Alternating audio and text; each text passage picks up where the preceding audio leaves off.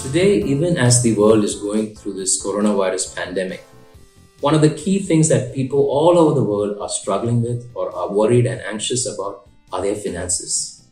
They're wondering where is their next income coming from. Many people have lost their jobs. Some people have seen a salary cut. Many people are returning back, say, from other countries back to their home countries or even to their home states because they don't have any future prospects. And I know that this is a key struggle and a reason for lack of hope for many people. But I want you to know that even in this season, God is asking us to manage our finances well. In fact, financial health is something that is of great concern to the Lord. It is not just your physical health or your spiritual health or your emotional health, but it is also your financial health that God really wants to take good care of.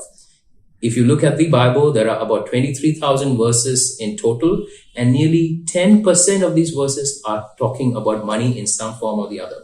If you look at the parables Jesus talked about, out of the 39 parables, 11 were about finances. In fact, Jesus talked more about finances than about any other topic, be it eternal life, be it faith, be it prayer, when he was here on this earth.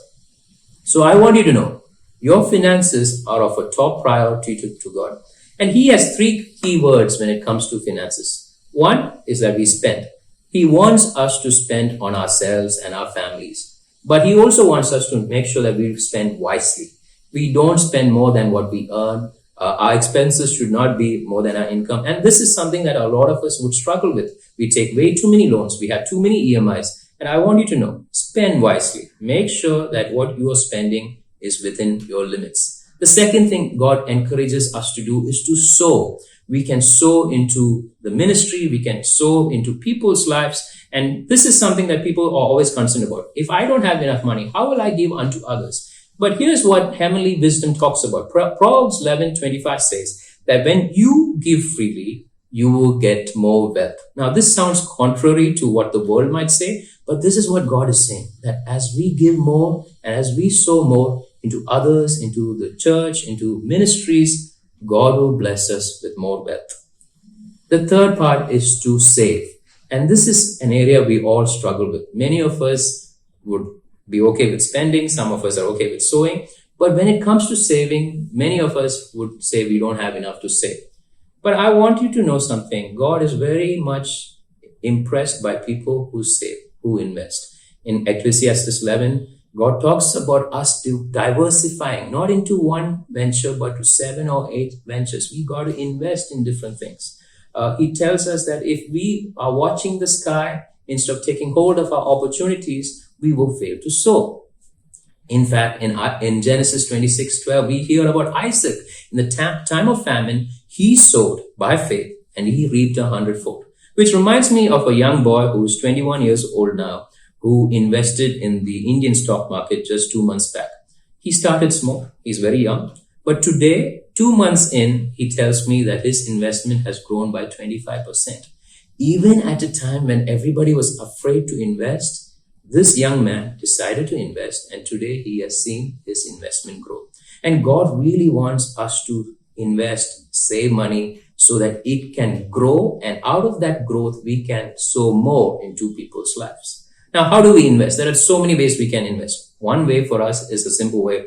We put money into the bank, into a fixed deposit, let it remain there, and slowly add money to our fixed deposits and watch the income come back in.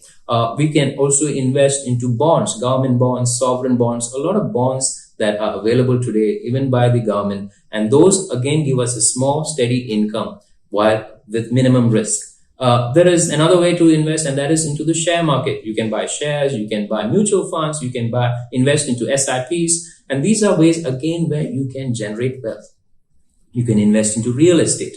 You can invest into something that a lot of Indians like to invest with, which is gold. And so there is so many ways we can save, so many ways we can invest. And I want you to know God's desire is for us to invest, to sow, and to spend well. And so, my dear brothers and sisters, wherever you are, whichever part of the world you are, I want you to know God is very much concerned about your financial health. And I want to encourage you that even in this season, spend well, spend wisely, sow into other people's lives, and you will see God, giving back to you. And also make sure that you are saving, you're investing for yourself, for your family, and also for the kingdom. So I hope this message encourages you. God bless you. I'll see you soon.